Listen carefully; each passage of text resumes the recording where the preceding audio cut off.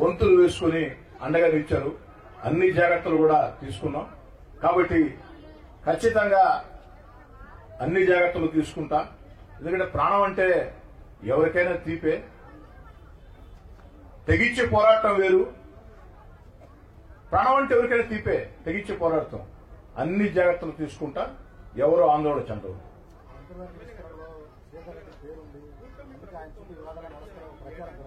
ఒకరి మార్చి గాయస్ భాయ్ ఎవరు ఒకరు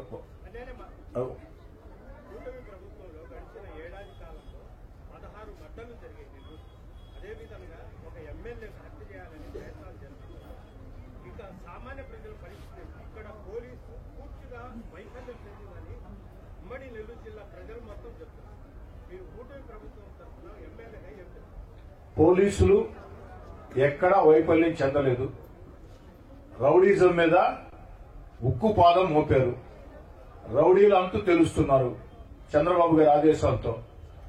ఇక్కడే కాదు, చంద్రబాబు గారు ముఖ్యమంత్రిగా ఉన్నంత కాలం రాష్ట్రంలో రౌడీజాన్ని ఉపేక్షించరు. ఇది చరిత్ర కూడా. ఇటీవల కాలంలో పోలీస్ శాఖ అన్ని చర్యలు చాలా కఠినంగా తీసుకుంటుంది. దాంతో ఎక్కడికక్కడ రౌడీలు నెల్లూరు వదిలి పరారై పారిపోతూ ఉన్నారు. ఒక్కడి మీరు అర్థం చేసుకోండి, ఈ వీడియో బయటికి వచ్చిందంటే ఈ వీడియోలో ఉన్న వ్యక్తిని ఇప్పటికే పోలీసులు అరెస్ట్ చేశారంటే అంటే వేరే నేర సంఘటనలో. అంటే పోలీసులు కఠినంగా వ్యవహరించబట్టే, పోలీసులు ఉక్కుపాదం మోపబట్టే ఖచ్చితంగా ఇది సాధ్యం. కాదంటే నాకు ఒక చిన్న అసంతృప్తి జిల్లా ఎస్పీ గారి మీద. వారి దృష్టికి వచ్చిన వెంటనే నాకు కాస్త జాగ్రత్తలు చెప్పుంటే బాగుండేదని నా అభిప్రాయం.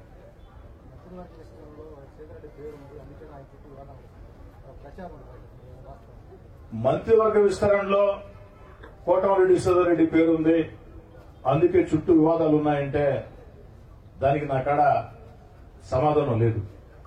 ఏమున్నాయి వివాదాలు? నేనేమైనా వివాదాలకు వెళ్ళానా? నేనెక్కడైనా వివాదాల్లో తలదూర్చానా? ఈ రోజే కాదు, ఈ 14 నెలల కాలంలో ఆ 16 నెలలు వైఎస్ఆర్ కాంగ్రెస్ పార్టీకి నేను దూరంగా జరిగిన తర్వాత నన్ను నమ్మి నా వెంట నడిచిన నాయకుల్ని, కార్యకర్తల్ని వైఎస్ఆర్ కాంగ్రెస్ పార్టీ నాయకులు వెంటాడినా, వేధించినా, అక్రమ కేసులు బనాయించినా, రౌడీజం చేసినా మేము అధికారంలోకి వచ్చిన తర్వాత ఏ ఒక్కరిని ఇబ్బంది పెట్టలా. ఎందుకంటే మా నాయకుడు చంద్రబాబు నాయుడు గారు స్పష్టమైన ఆదేశాలు, ప్రతీకార చర్యలకి పాల్పడవద్దు, ప్రతీకార చర్యలకి పాల్పడకుండా ప్రజలకు ఏ విధంగా మేళ్లు చేయాలా అన్న ఆలోచన చేయండి. నా ఒక్కడికే కాదు, రాష్ట్రంలో ఉండే ఎమ్మెల్యేలందరికీ ఇచ్చిన మాట శిరోధార్యంగా భావించి తెలుగుదేశం పార్టీ కూటమి ఎమ్మెల్యేలు ప్రజా జీవితంలో ముందుకు సాగుతున్నారు. ఏం జవహర్ గారు, అజయ్ భాయ్, రాజేష్, మురళి, వాట్సాప్, సాగర్ గారు, సురేష్, వెంకటరమణ గారు, మురళి గారు, సురేంద్ర గారు, బాలకృష్ణ కోట అయిపోయింది అనుకోండి, మహేష్ గారు,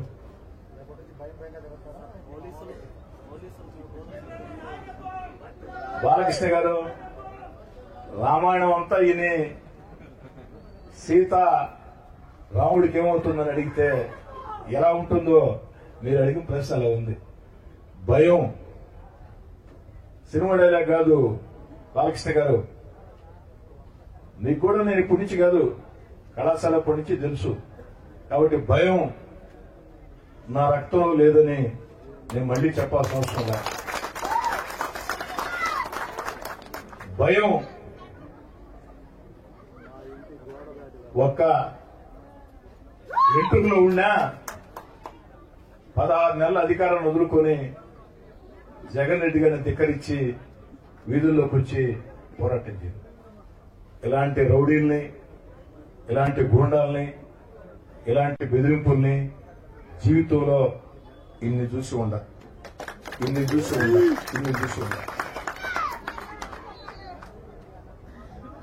భయపడుతూ బతకటం నా చేత రాదు. భయపడుతూ బతికే అలవాటు నాకు లేదు. భయపెడితే భయపడే వ్యక్తిని కాదు. మంచిగా చెప్తే, పద్ధతిగా చెప్తే ఎందాక నేనే వ్యక్తిని. భయపెడితే, భయపెట్టాలని అవతలోళ్ళు ప్రయత్నం చేస్తే ఆ ప్రయత్నం పూర్తయ్యే లోపు నా స్పందన మరో రకంగా. ఇంకా సార్ అవే మాట్లాడుతున్నాడా?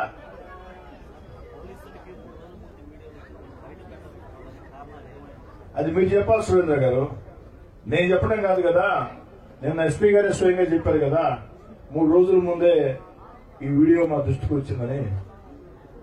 వారు ఎందుకు బయటపెట్టలేదు, విచారణ కోసం బయటపెట్టలేదా, అది వారు మిమ్మల్ని అడగాల, పోలీస్ శాఖ మీకు సమాధానం చెప్పాలా. నా ఆవేదన ఏంటంటే కనీసం నాకు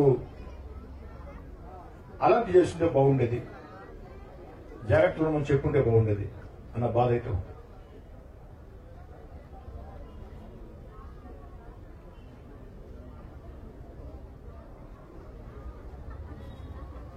ఎన్ని ప్రశ్నలు అడగమని చెప్పాను సార్. ఎవరుందండి? వాళ్ళందరూ వచ్చారా? టీవీలో చూశారు. 10 గంటలకు ప్రెస్ మీట్ అన్నారు. సంఘీభావం తెలియజేస్తే కుటుంబ సభ్యుడిగా వచ్చారు. ఈ ఆఫీస్కి జనాలు రావటం కొత్త ఏం కాదు. అధికారం ఉన్నా అధికారం లేకున్నా ముఖ్యమంత్రులతో పోరాడిన రోజుల్లో కూడా ఈ కార్యాలయం జనంతో ఎప్పుడు నిండుగా ఉండేది. ఎందుకంటే నెల్లూరు రూరల్ ప్రజలకి ఒక భరోసా, ఒక ధైర్యం. కష్టం వస్తే, సమస్య వస్తే నెల్లూరు రూరల్ ఎమ్మెల్యే కార్యాలయం వెళితే ఓదార్పు దొరుకుతుంది అన్న భరోసా.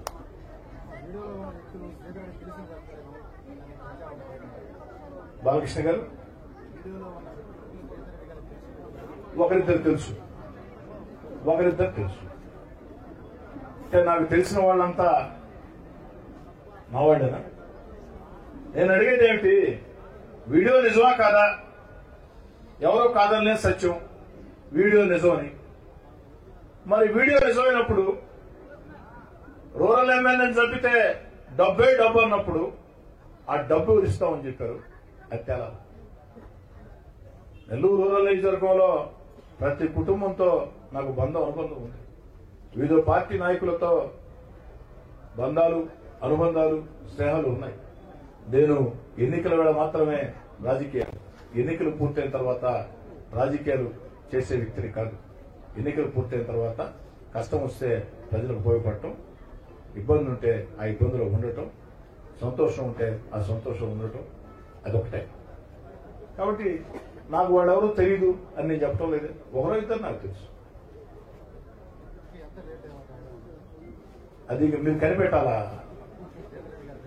అదే నా హత్యకి, సుపారీ కుట్రకి రేట్ ఎంత మీరు చెప్పాలి, నాకేం తెలుసు. పోలీసులే చెప్పాలి.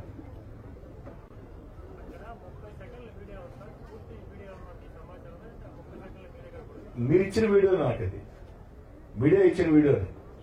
రాత్రి కొంతమంది రిటైర్డ్ పోలీస్ అధికారులు ఫోన్ చేశారు. వాళ్ళు ఏం చెప్తారంటే, సార్ అది కేవలం 32 సెకండ్స్ వీడియో, దానికి ముందు వీడియో ఉంటుంది, తర్వాత వీడియో ఉంటుంది. మొత్తం వీడియో వస్తే చాలా బాగుంటుంది. పూర్తి స్థాయిలో కుట్ర, ఆ డబ్బు ఇస్తామన్న వ్యక్తి ఎవరు దాంట్లో వచ్చి ఉంటారు సార్ అని కొంతమంది రిటైర్డ్ పోలీస్ అధికారులు, నా శ్రేయోభిలాషులు గత రాత్రి నాకు ఫోన్ చేసి చెప్పారు. ఆ విషయాన్ని కూడా పోలీస్ శాఖ దృష్టికి తీసుకెళ్తారు. సార్ 5 రోజుల క్రితం ఈ వీడియో బయటకు వచ్చింది, పోలీసుల దగ్గరికి తెలుస్తుంది. జిల్లా పోలీసులు మీకు ఎలాంటి ఇన్ఫర్మేషన్? ఈ క్రమంలో ఈ విషయం పైన జిల్లా పోలీసులు పక్కన పెట్టి హోంశాఖకి ఏమన్నా క్లియర్?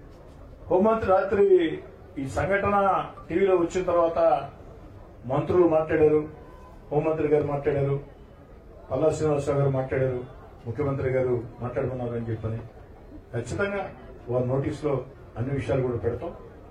రాష్ట్ర ప్రభుత్వం శాంతి భద్రతల విషయంలో ఎక్కడా రాజీ పడే ప్రశ్నే ఉండదు. ఖచ్చితంగా ఈ విషయం మీద కూడా కఠినంగానే వ్యవహరిస్తాం. సార్ 2 రోజుల క్రితం డీజీపీ గారు కూడా ఒకసారి రివ్యూ చేస్తున్నారు సార్ ఖచ్చితంగా